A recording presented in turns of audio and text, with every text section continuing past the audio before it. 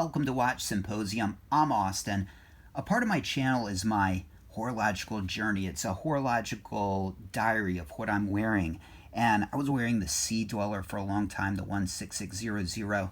And I then switched over to this watch. Is this what I've been wearing for the last month? Well, no, I was only able to keep it on the wrist for about 5 days. I didn't feel like it, and it goes to the fact that even though you might want to like and appreciate and wear a watch, sometimes, it just doesn't fit with how you feel at that point in your life. And I like and respect this watch. How could you not? I've boiled it and froze it, and it's still running really well. It's an attractive watch. I think it's probably one of the best looking Vostoks out there. It's very Rolex looking, but I can only do it for about 5 days. We often think in terms of what we should be wearing. We say things like, life is too short for a cheap watch. But sometimes you might feel like a cheap watch. And with the 16600, I just felt like, I'd had enough of wearing a $10,000 plus watch. And that's a pretty low-key Rolex, so I don't think I'd get on very well with a two-tone watch. But even so, I just felt like I'd had enough. It's at the bank safe with the other watches.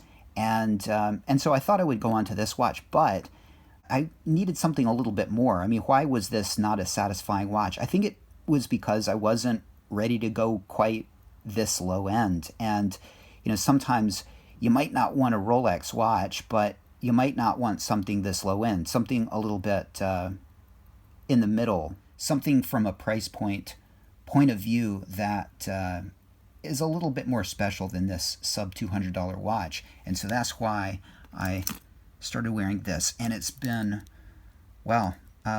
really an enjoyable watch. And this is a Tudor Hydronaut, and many people know this watch is sort of a polarizing watch. A lot of people dislike it. I can think of one individual that actually has conniption fits over this watch. So I've been wearing this, and it's really, been satisfying because this is an expensive watch. This watch was $2,000. This is what you can get them for these days. So that's really expensive for most people in the watch world. It's kind of like a drop in the bucket, especially when you're talking Rolex watches. But it's expensive enough to satisfy me from that price point of view.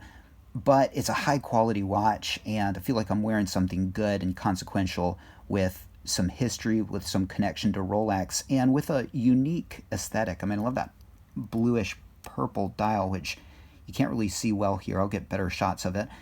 But this watch provides a good middle ground. It's a nice, relatively inexpensive watch, but at the same time, an expensive watch, if that makes any sense. You've got a good watch on your wrist, but it's not as noticeable as a Rolex watch. But it's got some Rolex elements. I'm looking at that Cyclops right there. This is one of 2 Hydronauts that I have. It's reference number 89190, and it's got an ETA movement in it. And the case, of course, is made by, I wouldn't say it's made by Rolex. It's made by Tudor, which, of course, has that Rolex connection. It came box papers. I've never had it serviced, and I think it probably needs a service at some point, but it's running really well now, and I just don't take it in water. I don't think it's probably water resistant. Actually, it probably is, but I don't risk it. This is probably a watch that I need to have serviced, and I think I might just wear it until something happens and then have it serviced.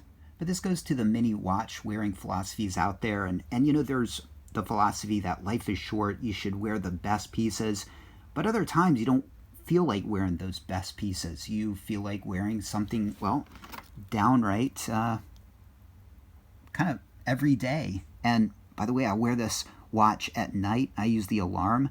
Of course, I don't depend on the alarm, but I set it a minute earlier than my iPhone alarm. And so, I'd rather get woken up by this watch, and sometimes it does wake me up, but I can't depend on it. And I shower in this watch all the time, right? It's got a place, and so even low-end watches are great. But I think sometimes we try to force ourselves to like and wear watches. And we can even do that with Rolex watches. Again, that's where that philosophy, life is too short to not wear a Rolex, comes in.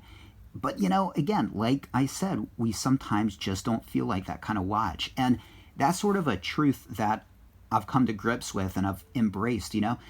I don't worry about it if I feel like wearing a low end watch or a Casio or a Tudor Hydronaut or a Vostok.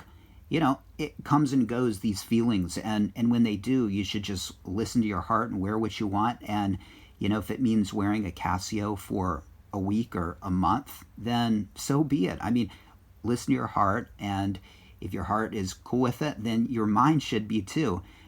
It seems intuitive that we would listen to our heart. We're just talking about watches, but I think as watch collectors and enthusiasts, we think about these things and we think, well, I've spent all this money on these nice watches. I should be wearing it. I should be making a history with it. And sometimes just the heart goes in a different direction. I think we should listen to it. You shouldn't feel watch angst because you're not wearing some of your best pieces, or you don't feel like wearing some of your best pieces, or that you're having fun with a really low-end watch. I think the whole point of this video is that we often think about what we should wear. We have a watch philosophy that makes sense to us, and we try to live it. And it might be a watch philosophy like life is too short for crappy pieces.